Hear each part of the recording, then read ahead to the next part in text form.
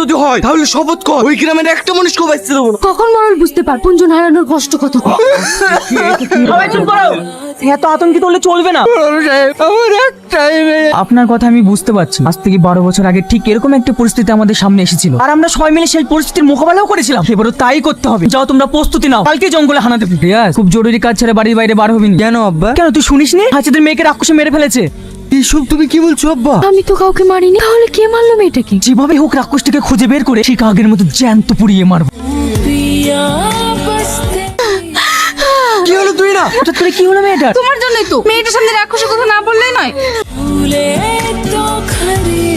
এক গ্লাস পানি দাও। আব্বা, এত খোঁজাখুঁজির পরও রাক্ষস ধরতে পারলে না? আজ পানি তো কি হয়েছে? চল আবার জঙ্গলে যাবো, যেভাবে হোক ওই রাক্ষসকে ধরবো। চুপ করো, পুরি আসছে, ও আবার ভয় পাবে। কি ব্যাপার, আমাকে আসতে দেখে আপনারা সব চুপ হয়ে গেলেন যে? না না মা, চুপ করবো কেনে? তোমার আর রিয়াজের বিয়ের কথা বলছিলাম মা আমার গার্জেনকে এখানে আসতে বলো না, তাহলে বিয়ের দিনখান ঠিক করে ফেলতাম। গার্জেন বলতে এই দুনিয়াতে আমার ভাই ছাড়া আর কেউ বেঁচে নেই। দূর পাগলি, কে বলেছে তোমার কেউ নেই? আজ থেকে আমরাই তোমার বাপ মা, তোমাকে সারা জীবন আগলে রাখবো নিজের মেয়ের মতো। খালা ভালো আছো?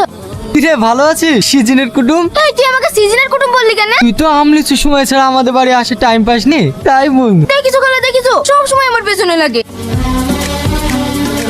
কি ব্যাপার তুই এখানে? তোকে তো আমি বলেছিলাম যতক্ষণ না আমি বলবো ততক্ষণ আসবি না। আমি তো আজ আসি, আমি তো সেই দিনই তোর পেছন পেছন চলে এসেছি। কি তার মানে গ্রামে যে মানুষগুলো মারা গেল ওদেরকে তুই মেরেছিস? হ্যাঁ আমি মেরেছি। এই গ্রামের আমি কাউকে বাঁচতে দেবো না, পুরো গ্রামকে আমি শ্মশান করে দেবো। বুড়ি, তুমি কার সাথে কথা বলছো? এই ছেলেটা কে? আমি তুইনার ভাই। ভেতরে আসো বাপ, বসো বাপ, আমি তোমার জন্য খাবারের ব্যবস্থা করি। দেখ তুই যা করেছিস করেছিস, কিন্তু এই মুহূর্তে তাড়াহুড়ো করা যাবে না। শোন, আমি এদের ফ্যামিলিকে এক এক করে শেষ করব, আর তুই গ্রামের লোককে শেষ করবি। বুড়ি, তোমার ভাইকে কি শেষ করার কথা বলছো? পড়াশোনা শেষ করার কথা বলছি। একা এইভাবে কষ্ট করি রান্না করি পড়াশোনা করা হয়? ও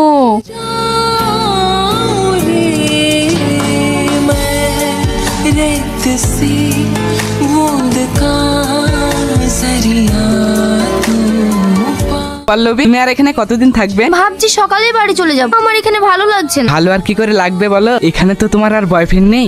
না না, আমার কোনো বয়ফ্রেন্ড নেই। এই যুগের কোনো মেয়ের বয়ফ্রেন্ড নেই সেটা আমাকে বিশ্বাস করতে হবে। তাহলে আপনার কোনো গার্লফ্রেন্ড আছে? আমার নেই বলেই তো তোমাকে জিজ্ঞেস করছি, তুমি আমার গার্লফ্রেন্ড হবে? কি যে বলে, আমার ভীষণ ভয় লাগছে রোহন। এতটা যদি কেউ আমাদের একসাথে দেখি ফেলে কি ভাববে বলো তো? কেউ কিচ্ছু ভাববে না, আর ভাবলেই বা কি হবে? কিছুদিনের মধ্যেই তো তুমি আমার জীবন সঙ্গিনী হবে। আমি তোমাকে সারা জীবন আগলে রাখবো।